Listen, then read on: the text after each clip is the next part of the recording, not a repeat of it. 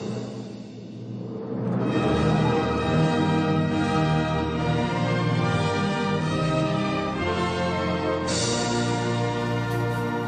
grâce en toutes choses, car c'est à votre égard la volonté de Dieu en Jésus-Christ.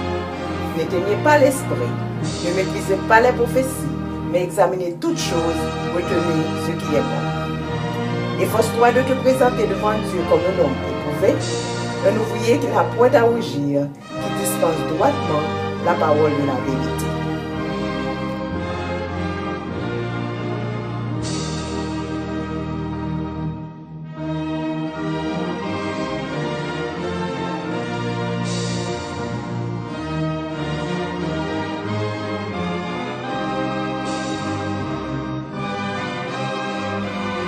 Bienvenue à notre séminaire sur la prophétie des messages des trois anges. Nous vous invitons à prendre votre Bible, papier et plume, alors que nous allons étudier la parole de Dieu. Frères et sœurs de l'Église du reste, que la grâce et la paix vous soient données de la part de Dieu notre Père et du Seigneur Jésus-Christ. Notre étude d'aujourd'hui va se baser sur la prophétie trouvée dans le 2e chapitre du livre de Joël. Toutefois, avant de commencer notre entretien, nous allons vous lire une pensée pour la prière tirée des témoignages pour l'Église, volume 2, page 117. Le chrétien est appelé à être diligent dans l'étude des Écritures, à lire et à relire les vérités de la parole de Dieu. Une ignorance volontaire à cet égard met en danger la vie et le caractère du chrétien, aveugle son entendement et corrompt ses plus nobles facultés. C'est ce qui apporte de la confusion dans nos vies. Notre peuple a besoin de comprendre les oracles divins. Il a besoin d'acquérir une connaissance méthodique des principes de la vérité révélée afin de pouvoir affronter les événements qui vont se produire sur la terre et de ne pas être emporté à tout vent de doctrine. Nous allons prier pour demander à Dieu de nous aider à être diligents dans l'étude de sa parole, afin qu'il ouvre notre entendement pour que nous puissions comprendre les oracles divins, pour qu'il nous aide à acquérir une connaissance systématique des principes de la vérité révélée, afin que nous ne soyons pas emportés à tout vent de doctrine. Prions Dieu. Notre Père, notre Dieu, sanctifie-nous par ta vérité, car ta parole est la vérité. Alors que nous allons étudier la prophétie consignée dans le 2e chapitre du livre de Joël, nous te demandons, Seigneur, d'ouvrir notre intelligence, afin que nous puissions comprendre le message que tu as pour nous. Accorde-nous ton Saint-Esprit, assiste-nous et bénis-nous au nom de Jésus. Amen. Nous allons ouvrir nos Bibles dans Joël chapitre 2 et nous allons lire le verset 1er. Sonnez de la trompette en Sion, faites-la retentir sur ma montagne sainte, que tous les habitants du pays tremblent, car le jour de l'Éternel vient, car il est proche. 3 points importants se dégagent de ce texte. Quelqu'un doit sonner de la trompette et donner l'alarme. Cette œuvre doit être réalisée à Sion, la montagne sainte. La raison est que le jour de l'Éternel vient sur tous les habitants de la terre. Qui est Sion et qui est la montagne sainte de l'Éternel? Pour répondre à ces questions, lisons d'abord Ésaïe 51, verset 16, puis Daniel 19, versets 16 et 20. Ésaïe 51, verset 16. « Je mets mes paroles dans ta bouche, et je te couvre de l'ombre de ma main, pour étendre de nouveaux cieux et fonder une nouvelle terre, et pour dire à Sion, tu es mon peuple. » Daniel 9, versets 16 et 20. « Seigneur, selon ta grande miséricorde, que ta colère et ta fureur se détournent de ta ville de Jérusalem, de ta montagne sainte. Car, à cause de nos péchés et des iniquités de nos pères, Jérusalem et ton peuple sont en opprobre à tous ceux qui nous entourent. » Je parlais encore, je priais, je confessais mon péché et le péché de mon peuple d'Israël, et je présentais mes supplications à l'Éternel, mon Dieu, en faveur de la sainte montagne de Dieu. Comme nous le voyons à travers ces versets, Sion et la montagne sainte représentent le peuple de Dieu, l'Israël dans la chair à l'époque de Daniel, mais à notre époque, Sion, c'est l'Israël spirituel, le peuple de Dieu, l'église de Laodicée, les adventistes du 7e jour. Que signifie sonner de la trompette en Sion? Pour bien saisir le sens de cette expression, lisons Ésaïe 58, versets 1er et 2. Crie à plein gosier, ne te retiens pas. Élève ta voix comme une trompette et annonce à mon peuple ses iniquités, à la maison de Jacob ses péchés. Tous les jours, ils me cherchent.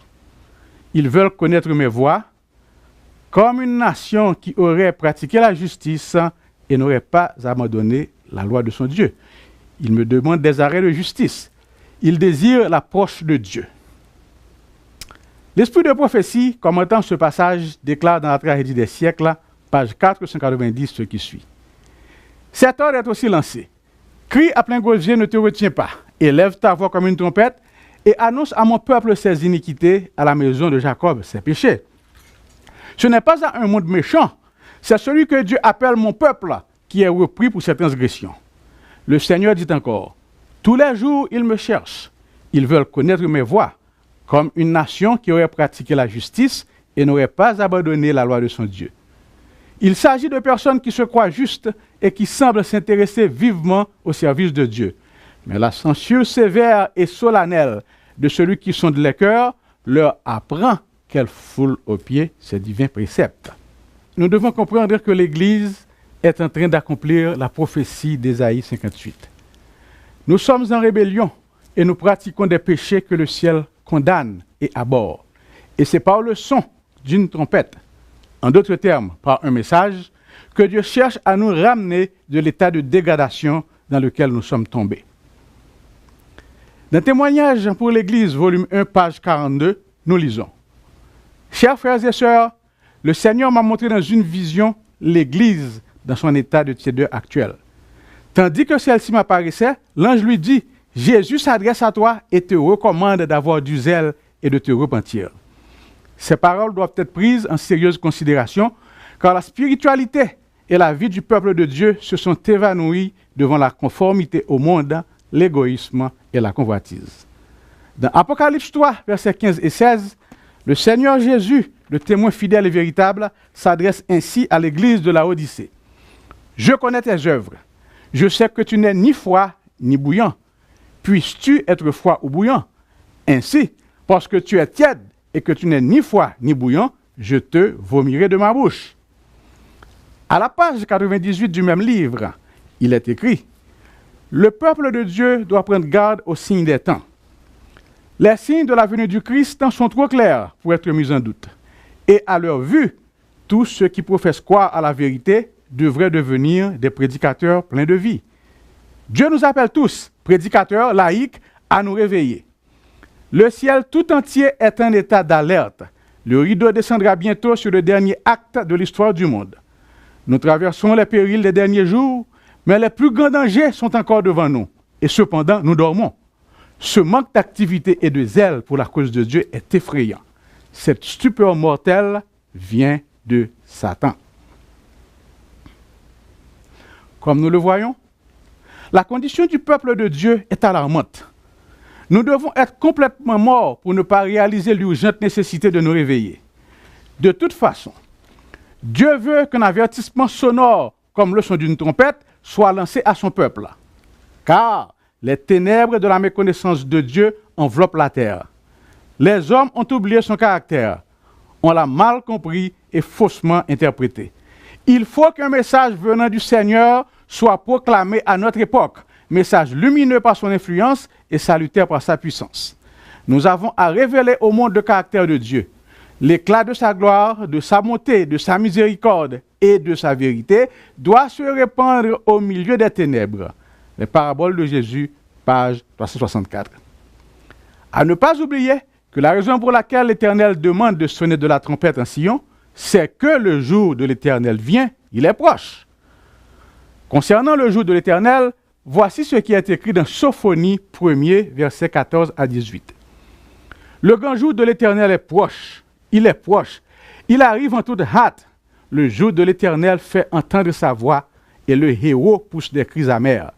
Ce jour est un jour de fureur, un jour de nuée et de brouillard, un jour où retentiront la trompette et les cris de guerre contre les villes fortes et les tours élevées. Je mettrai les hommes dans la détresse et ils marcheront comme des aveugles parce qu'ils ont péché contre l'Éternel. Je répandrai leur sang comme de la poussière et leur chair comme de l'ordure. ni leur argent, ni leur or ne pourront les délivrer au jour de la fureur de l'Éternel. Par le feu de sa jalousie, tout le pays sera consumé, car il détruira soudain tous les habitants du pays. Nous lisons aussi dans 1 Pierre 4, verset 17, que le jugement va commencer par la maison de Dieu. C'est la raison pour laquelle Dieu désire avertir son peuple afin qu'il se prépare en conséquence.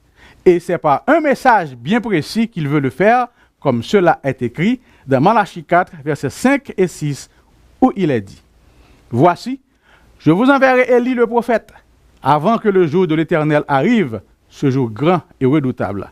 Il ramènera le cœur des pères à leurs enfants et le cœur des enfants à leurs pères, de peur que je ne vienne frapper le pays d'interdit. » Et c'est en référence à ce message que la sœur White déclara le témoignage pour l'Église, volume 1, page 374. Le Seigneur montre ici que le message d'avertissement que ses serviteurs doivent transmettre à son peuple n'est pas un message de paix et sûreté. Quelle est donc la solution à ce dilemme, à cette tiédeur spirituelle? Lisons Joël 2, verset 23. « Et vous, enfants de Sion, soyez dans l'allégresse et réjouissez-vous en l'Éternel, votre Dieu. Car il vous donnera la pluie en son temps, il vous enverra la pluie de la première et de l'arrière-saison comme autrefois. » La version anglaise King James traduit au premier mois ce que la version Louis II traduit comme autrefois. Que représente la pluie dans ce verset? Dans notre croyance populaire, la pluie représente la puissance du Saint-Esprit sur le peuple, comme c'était le cas à la Pentecôte. Cependant, le prophète Joël ne nous laisse aucun doute que la puissance du Saint-Esprit doit succéder à la saison des pluies. Joël 2, verset 28 commence avec les mots « Après cela, je répandrai mon esprit ». En d'autres termes, après cela laisse clairement comprendre que la puissance du Saint-Esprit ne sera répandue qu'après les pluies du verset 23. Ceci étant dit, nous formulerons maintenant la question d'une autre manière, à savoir, que représente la pluie dans les Écritures? Tournons les pages de nos Bibles et lisons, premièrement, Deutéronome, chapitre 32, les versets 1 et 2. « Cieux, prêtez l'oreille, et je parlerai. Terre, écoute les paroles de ma bouche. Que mes instructions se répandent comme la pluie, que ma parole tombe comme la rosée, comme des ondées sur la verdure, comme des gouttes d'eau sur l'herbe. » Deuxièmement, la même image est reprise dans Osée 6, verset 3. « Connaissons, cherchons à connaître l'Éternel. Sa venue est aussi certaine que celle de l'aurore. Il viendra pour nous comme la pluie du printemps qui arrose la terre. » Troisièmement, Ésaïe 55, versets 10 et 11. « Comme la pluie et la neige descendent des cieux, et ne retournent pas sans avoir arrosé, fécondé la terre et fait germer les plantes, sans avoir donné de la semence au semeur et du pain à celui qui mange, ainsi en est-il de ma parole qui sort de ma bouche.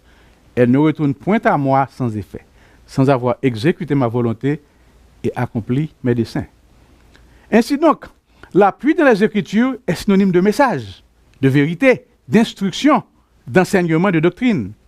L'Éternel dit: « Écoute les paroles de ma bouche, que mes instructions se répandent comme la pluie, que ma parole tombe comme la rosée, comme des ondées sur la verdure, comme des gouttes d'eau sur l'herbe. » A bien remarqué que dans Joël 2, verset 23, il nous a dit que les pluies de la première et de l'arrière-saison tombent au premier mois. S'il y a un premier mois, il doit y avoir aussi un second mois, tout comme il y a une première et une deuxième résurrection, tout comme il y a des premiers fruits et des seconds fruits.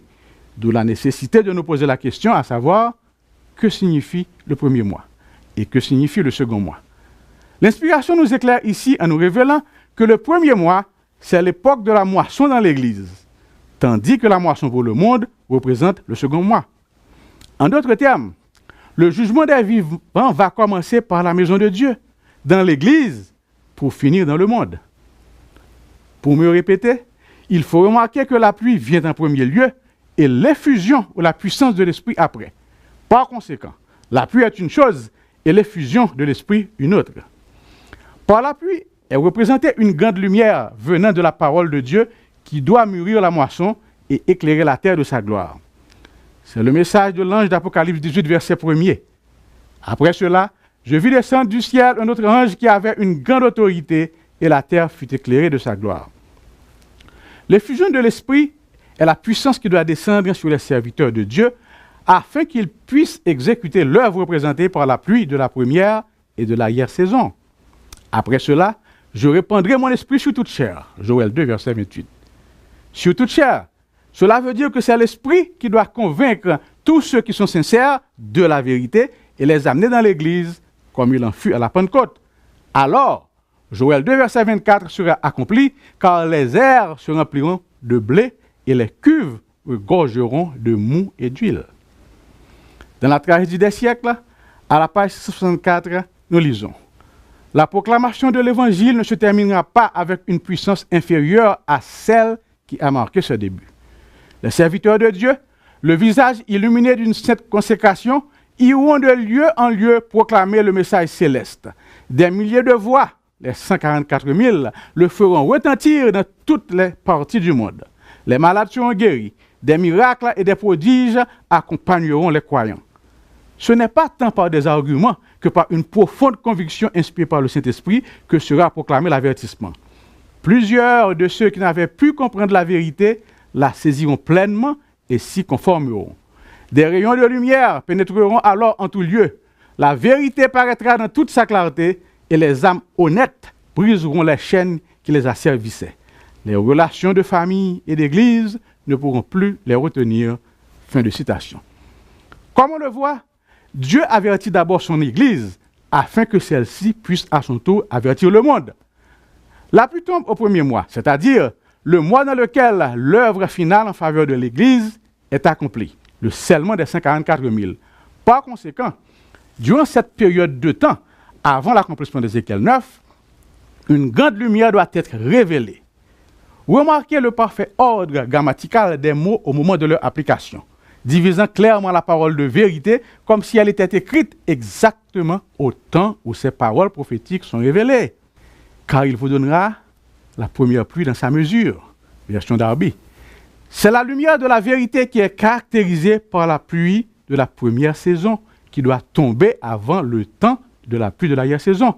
Par conséquent, la première pluie ou la pluie de la première saison n'est rien d'autre que les écrits de l'esprit de prophétie et le témoignage de Jésus. Car le témoignage de Jésus est l'esprit de la prophétie, d'après Apocalypse 19, verset 10. À remarquer que la pluie de la première saison est déversée une fois de plus lors de la pluie de l'arrière-saison.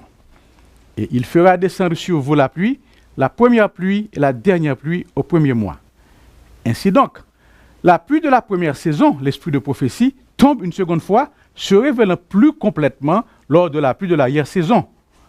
La première fois indépendante de la dernière pluie et la seconde fois associée avec la pluie de l'arrière-saison au premier mois, précédant Ézéchiel 9. En d'autres termes, la vérité enregistrée dans les écrits de l'esprit de prophétie n'était pas totalement comprise, si ce n'est qu'avec l'arrivée de la pluie de l'arrière-saison. Ainsi donc, la première pluie revient avec la dernière pluie et c'est ce qui va occasionner le grand cri. Dans Événements des derniers jours, pages 185 et 186, nous lisons la déclaration suivante. Il vous donnera la pluie en son temps. Il vous enverra la pluie de la première et de l'arrière-saison comme autrefois. Joël 2, verset 23. En Orient, la première pluie tombe au moment des semailles. Elle est nécessaire afin que la semence puisse germer. Sous l'influence des pluies fertilisantes, les tendres pousses sortent du sol. La pluie de l'arrière-saison qui tombe vers la fin de la saison mûrit le grain et le prépare pour la moisson. Le Seigneur utilise ces phénomènes naturels pour illustrer l'œuvre de l'Esprit. De même que la rosée et la pluie sont données d'abord pour permettre la germination de la semence, puis pour mûrir la moisson, ainsi le Saint-Esprit est donné pour mener à bonne fin, d'étape en étape, le processus de la croissance spirituelle. La maturation du grain symbolise l'achèvement de l'œuvre de la grâce de Dieu dans l'âme de tout croyant. Par la puissance du Saint-Esprit, l'image morale de Dieu doit être rendue parfaite dans le caractère. Nous sommes appelés à être transformés complètement à la ressemblance du Christ. La pluie de l'arrière-saison qui mûrit la moisson du monde représente la grâce spirituelle qui prépare l'Église à la venue du Fils de l'homme. Mais à moins que la première pluie ne soit tombée, la semence demeurera sans vie. La jeune pousse verte ne se lèvera pas. Si les premières averses n'ont pas accompli leur œuvre, la pluie de l'arrière-saison ne peut amener aucune semence à la perfection. Fin de citation. Considérons maintenant Zacharie 10, verset 1er. Demandez à l'Éternel la pluie du printemps. L'Éternel produira des éclairs et il vous enverra une abondante pluie. Il donnera à chacun de l'herbe dans son champ.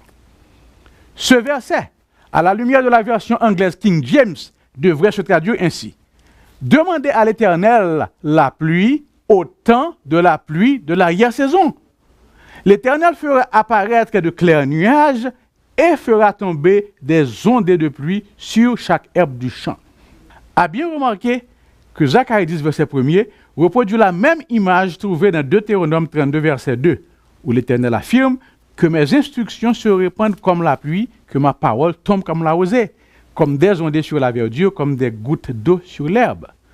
En outre, puisque Ésaïe 40, verset 6 nous dit que toute chair est comme l'herbe, et Ésaïe 40, verset 7 affirme certainement le peuple est comme l'herbe, et puisque nous lisons dans la parabole de Jésus, à la page 53, que l'Église c'est le champ de Dieu, nous pouvons conclure que l'herbe ou la verdure représente le peuple de Dieu, tandis que la rosée, les ondées et la pluie représentent des messages de Dieu à son peuple. Par conséquent, Dieu ne donnera pas à chacun de l'herbe dans son champ, mais il fera tomber des ondées de pluie sur chaque herbe du champ. Dans Témoignage pour l'Église, volume 3, page 12, nous lisons: nous devons mettre de côté nos idées étroites, égoïstes, et nous souvenir que nous avons à accomplir une œuvre de la plus haute importance. Cette œuvre consiste à faire retentir le premier, le second et le troisième message, et à préparer ainsi la venue de cet autre ange qui éclairera la terre de sa gloire. Par conséquent, la mission confiée à l'église de Laodicée a été une mission à deux volets. Elle devrait d'abord faire retentir le message des trois anges et s'attendre ensuite à la venue de cet autre ange. Comme on le sait, la prophétie des messages des trois anges d'Apocalypse 14 a été accomplie à travers les messages de William Miller et de la sœur White. William Miller a fait retentir les messages des premiers et seconds anges, et la sœur White le message du troisième ange. Et puisqu'ils étaient des messagers humains, l'Église était en droit d'attendre la venue de l'autre ange à qui faisait allusion la sœur White, celui qui devait apporter un message lumineux par son influence et salutaire par sa puissance. Dans Événements des derniers jours, page 72, nous lisons ce qui suit. En ces jours, c'est notre devoir d'établir la pleine signification des messages des trois anges. Toutes nos transactions devraient être en accord avec la parole de Dieu. Les messages des trois anges sont solidaires et sont révélés dans le chapitre 14 de l'Apocalypse, du 6e verset à la fin. Nombre de ceux qui ont reçu le troisième message n'avaient pas eu auparavant une expérience réelle des deux précédents. Beaucoup apercevaient le parfait enchaînement des messages des anges et les reçurent l'un après l'autre avec joie, suivant Jésus dans le sanctuaire céleste. Ces messages m'ont été présentés comme une encre de l'âme pour le peuple de Dieu. Ceux qui les comprennent et les acceptent seront gardés contre les subterfuges de Satan. Le message des trois anges, plus particulièrement les écrits de l'esprit de prophétie, si chers à l'Église adventiste du 7e jour, c'est la pluie de la première saison. Et le message de l'autre ange dont elle devait préparer la venue, c'est la pluie de l'arrière-saison. Comme on le sait, le problème du peuple de Dieu a été d'abandonner les Écritures comme source de sagesse et de conseil et d'instruction, lui permettant d'être accompli et propre à toute bonne œuvre. N'ayant pas été enseigné et endoctriné comme Dieu le voulait, au moyen de ces deux pluies finales, en l'occurrence la première et la dernière pluie, il désire nous instruire d'une manière spéciale pour que nous puissions atteindre une maturité spirituelle nous permettant d'être à même de recevoir le Saint-Esprit en puissance, condition indispensable pour que l'Église de Dieu puisse prêcher l'Évangile de Matthieu 24, verset 14 et terminer l'œuvre. En témoigne cette déclaration de la sœur White tirée des Témoignages pour l'Église, volume 2, page 328. Dieu a jugé à propos d'agir ainsi. c'est-à-dire de nous donner les témoignages pour attirer l'attention de son peuple sur sa parole afin de lui en donner une intelligence plus claire. La parole de Dieu est suffisante pour éclairer les esprits les plus enténébrés et elle peut être comprise par tous ceux qui en ont le désir. Malgré cela, certains qui déclarent faire de la parole de Dieu leur étude vivent en opposition directe avec ses enseignements les plus simples.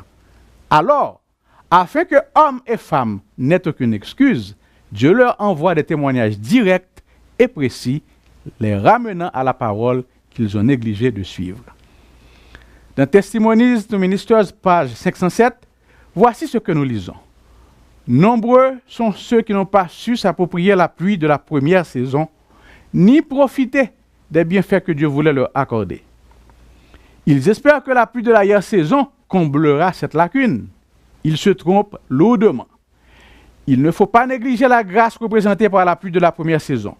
Seuls ceux qui conforment leur vie à la lumière qu'ils ont actuellement recevront de plus grandes lumières. À moins que nous ne progressions chaque jour dans les vertus chrétiennes, qui sont la foi, la vertu, la science, la tempérance, la patience, la piété, l'amour fraternel, la charité, nous ne reconnaîtrons pas les manifestations du Saint-Esprit lors de la pluie de l'arrière-saison. Il pourra bien se répandre dans le cœur de ceux qui nous entourent, mais nous ne le discernerons pas ni ne le recevrons. Relisons cette dernière phrase. La pluie de l'arrière-saison pourra bien se répandre dans le cœur de ceux qui nous entourent, mais nous ne la discernerons pas ni ne la recevrons. Tout simplement parce qu'il s'agit d'un message, d'une vérité et non d'une puissance. Car dans la chambre haute, le Saint-Esprit en puissance était descendu sur tous les 120 disciples qui étaient réunis dans ce lieu. Alors que dans l'Église, certains peuvent accepter le message que Dieu leur envoie et d'autres le rejeter. Retournons à Zacharie, chapitre 10, verset 1er. Demandez à l'Éternel la pluie au temps de la pluie de l'arrière-saison. L'Éternel fera apparaître de clairs nuages et fera tomber des ondées de pluie sur chaque herbe du champ. De tout temps, les chrétiens n'ont cessé de prier pour la pluie de l'arrière-saison et pour une nouvelle effusion du Saint-Esprit. Mais cela ne s'est jamais produit pour la simple raison que nous n'étions pas encore parvenus au temps de la pluie de l'arrière-saison. D'Éphèse à Philadelphie, tous les chrétiens espéraient qu'à leur époque, la pluie de l'arrière-saison serait répandue, comme ils espéraient aussi voir la fin du monde ou le retour de Jésus. Mais s'il y a une église qui doit prier pour la pluie de l'arrière-saison aujourd'hui, c'est bien l'église de Laodicée, car nous sommes maintenant parvenus au temps de la pluie de l'arrière-saison. Et si vous voulez me croire, cette pluie est en train de tomber à présent. Ici, nous voyons que le dernier message de vérité, représenté par la pluie de la dernière saison, sera disponible à chaque adventiste du 6e jour, car il sera répandu comme des feuilles d'automne. Dans Salutations pour notre temps, volume 1, numéro 17, nous lisons cette déclaration relative à Zacharie 10, verset 1er. Ces mots « dernière pluie » ne sont pas utilisés à la légère par l'inspiration. L'expression « dernière pluie » doit avoir une signification particulière et précise. L'inspiration choisit d'utiliser le terme « pluie » parce que la pluie fait croître les plantes et produit une abondante moisson. L'expression « dernière » indique la dernière pluie avant la moisson, la pluie qui complète la maturité des grains et les fait mûrir. La dernière pluie de vérité, par conséquent, est la toute dernière, celle qui doit développer le peuple de Dieu pour la moisson, pour l'époque où Dieu séparera le blé de l'ivraie. Matthieu 13, verset 30, les vierges sages des folles, Matthieu 25, verset 1 à 12, le bon poisson du mauvais, Matthieu 13, verset 47-48, et les brebis des boucs, Matthieu 25, verset 32 et 33. En bref, la moisson est le jour de la purification, le jour du jugement, le jour antitypique des expiations, le jour où les pécheurs sont retranchés.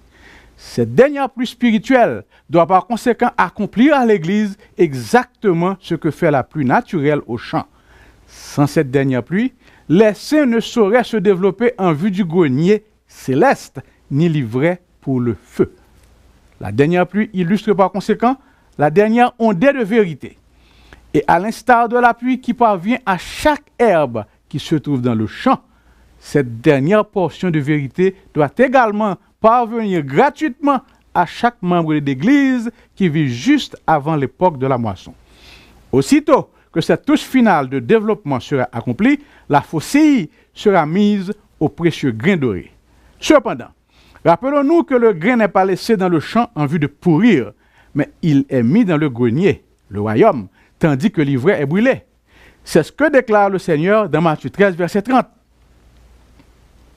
De quoi la dernière pluie est-elle le symbole?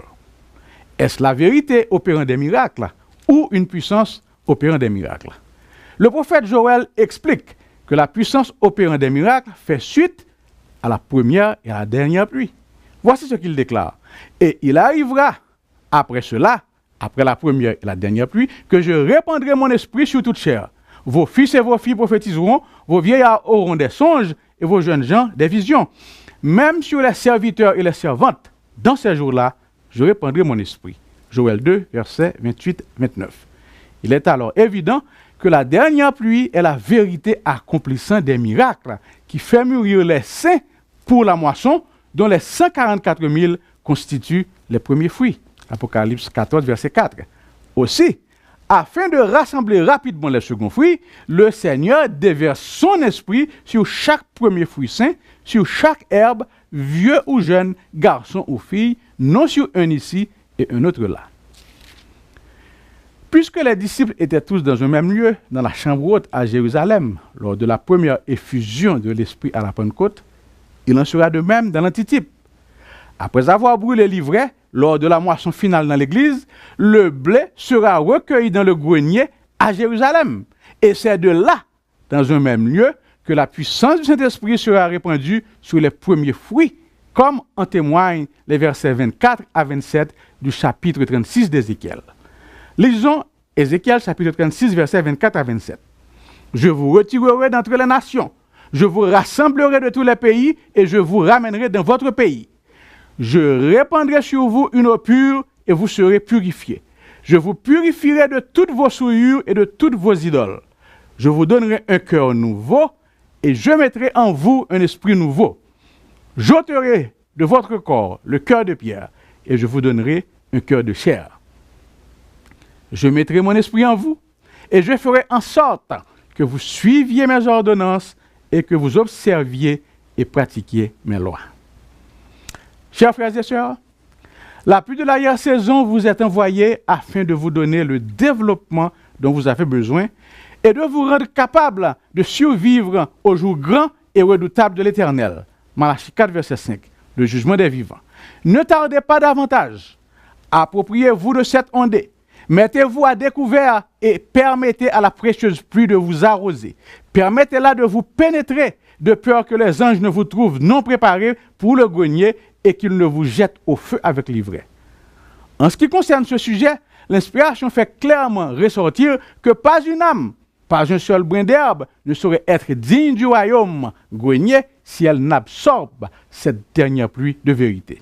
Jadis, dans Vous recevrez une puissance, pages 294 et 295, la servante du Seigneur déclara: tout chercheur de vérité et de justice sincère a le privilège de s'appuyer sur les promesses fiables de Dieu. Le Seigneur montre clairement que les trésors de la grâce divine sont entièrement à notre disposition, afin que nous devenions des canaux de lumière. Élevons nos pensées et accrochons-nous à ce qui a réellement de la valeur, nous éduquant pour le monde à venir.